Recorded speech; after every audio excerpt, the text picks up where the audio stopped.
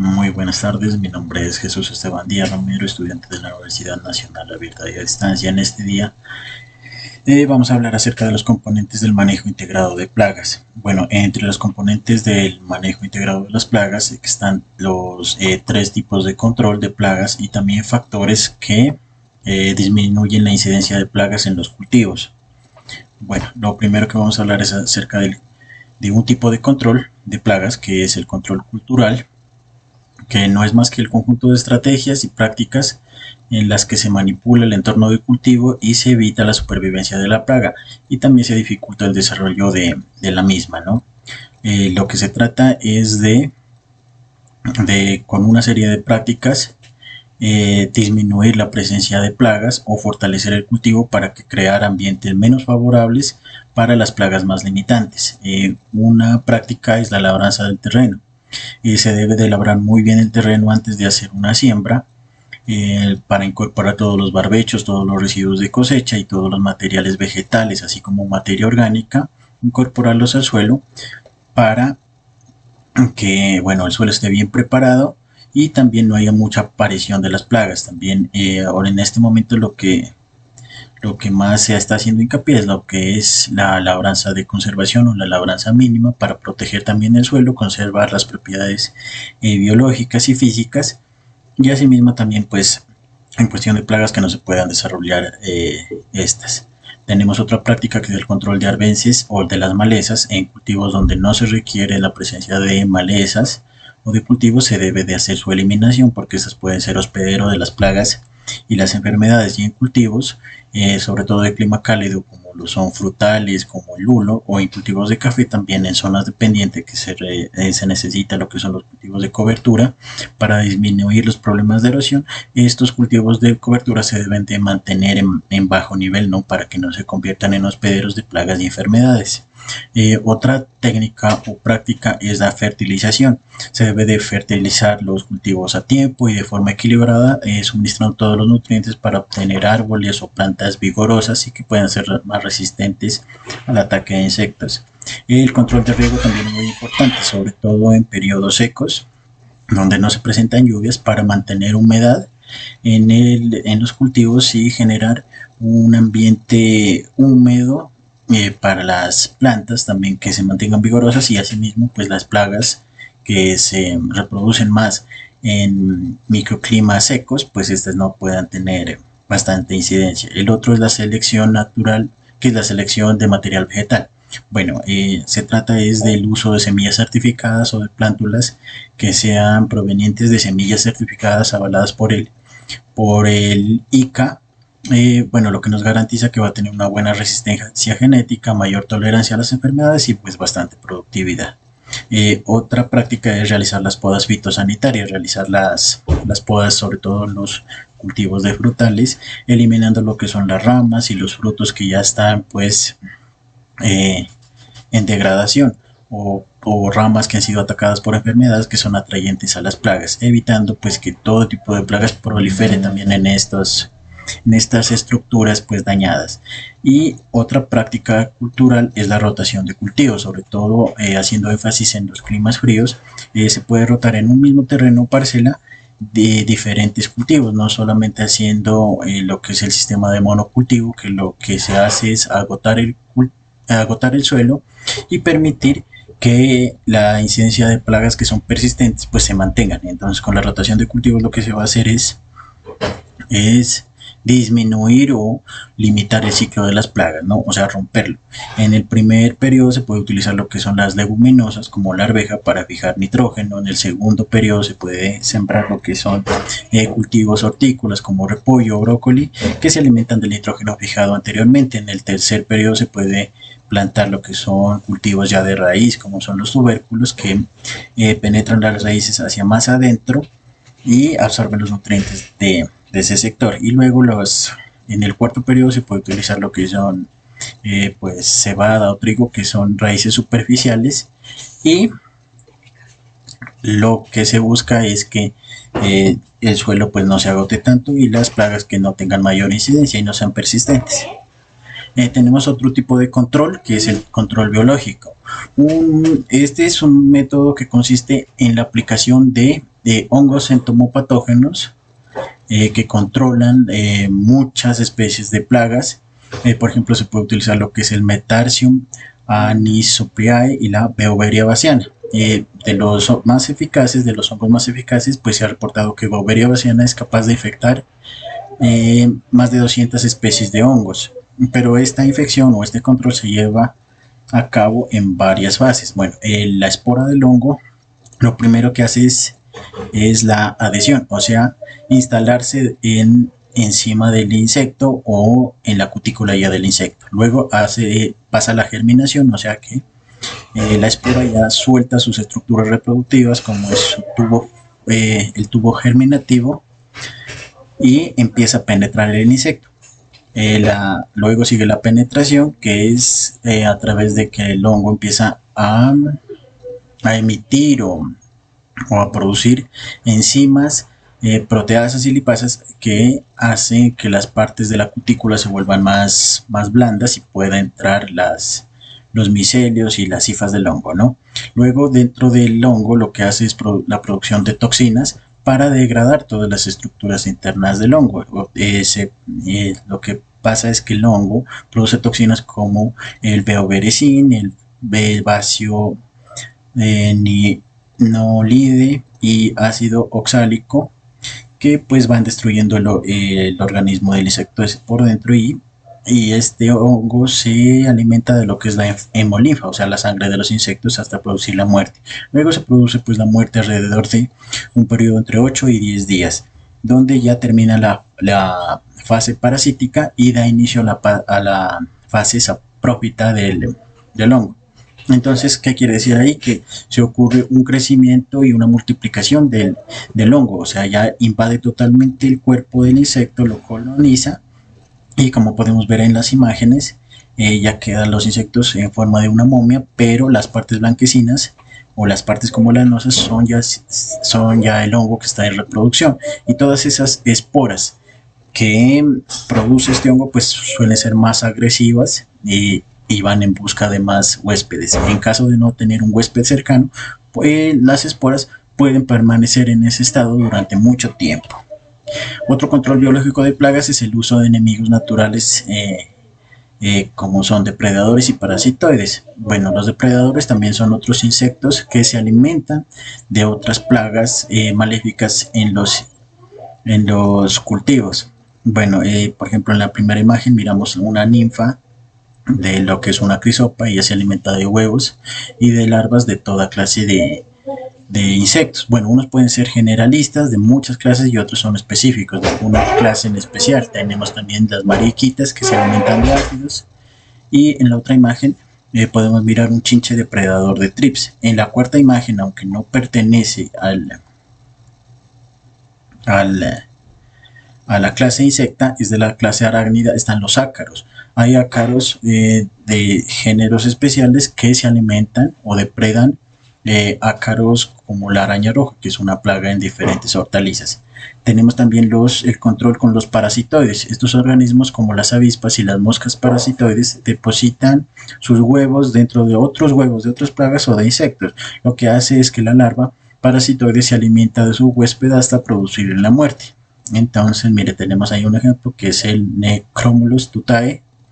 Este es un tipo de avispa que es enemiga de lo que es tuta absoluta en el control de tomate, entonces puede ser utilizada. En la segunda imagen está lo que es la Encarsia formosa, que es un tipo de mosca que es enemiga o buen controlador de lo que son la mosca blanca en los géneros de Treleurodes y de Bemicia, muy utilizada también en lo que son los cultivos de tomate. En la tercera imagen está Apidius matriarcae, que es una avispa que coloniza y parasita áfidos del melocotón.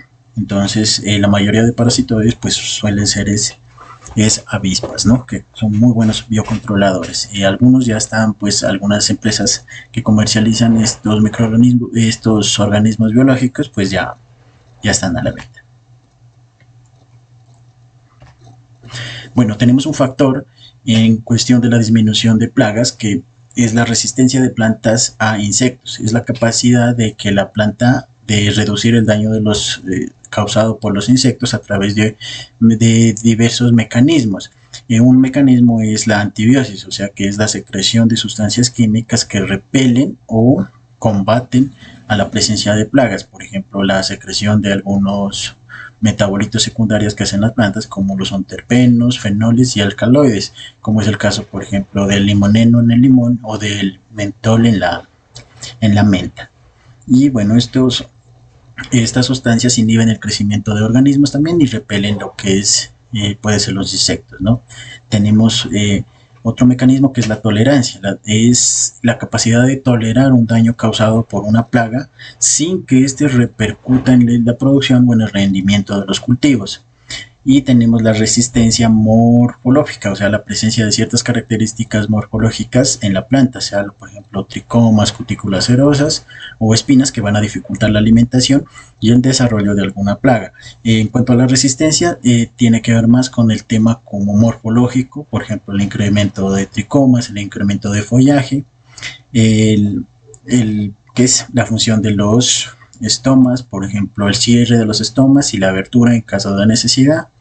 Y también está la producción de ceras cuticulares, el engrosamiento del xilema, o sea, el engrosamiento de los tallos también, y la producción de raíces anchas y profundas, por ejemplo, en el tema de los nematodos.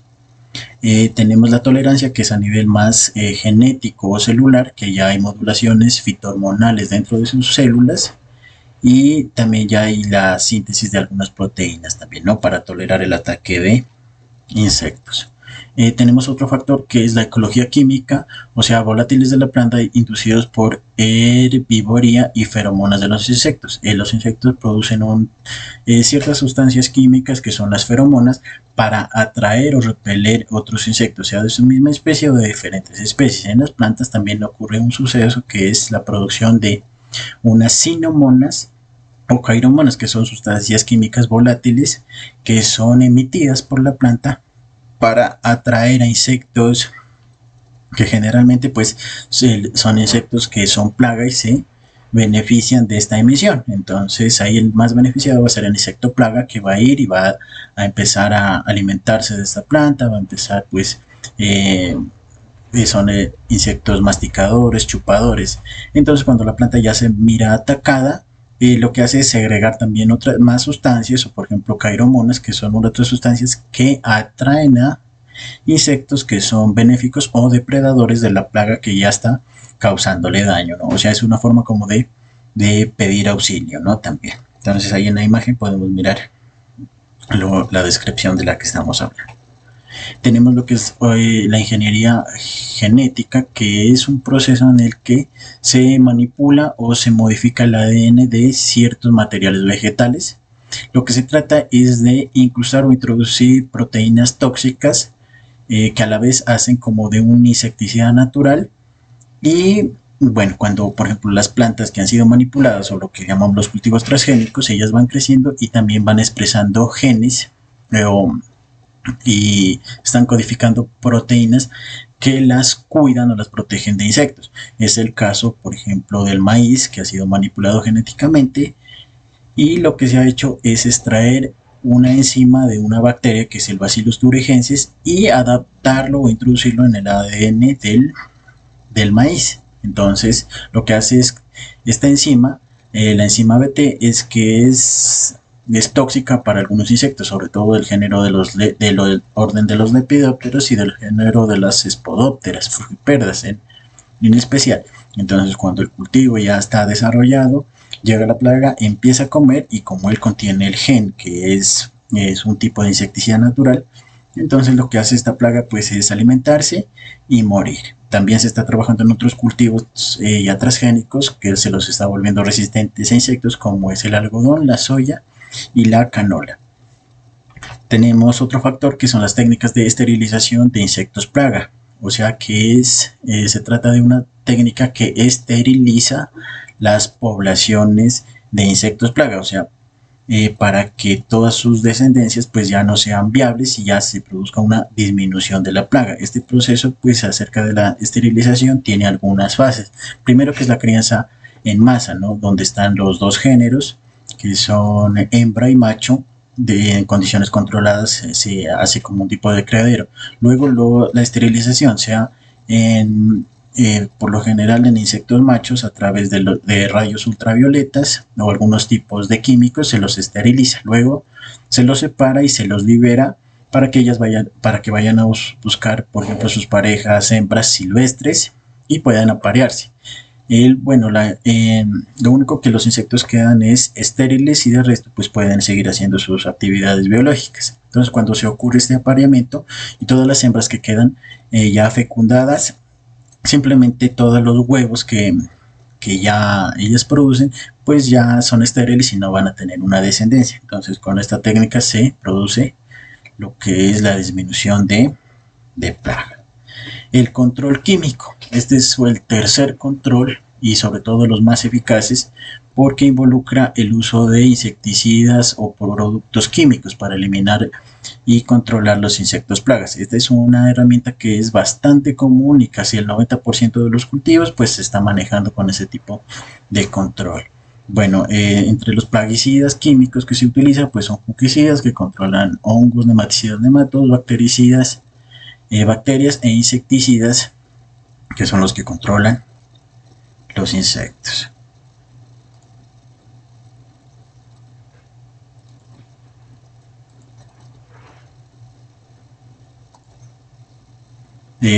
La clasificación de los insecticidas. Tenemos una clasificación de acuerdo a su función, su mecanismo y sus ejemplos. Entonces, que están muy ligados en lo que es función, mecanismo y los ejemplos.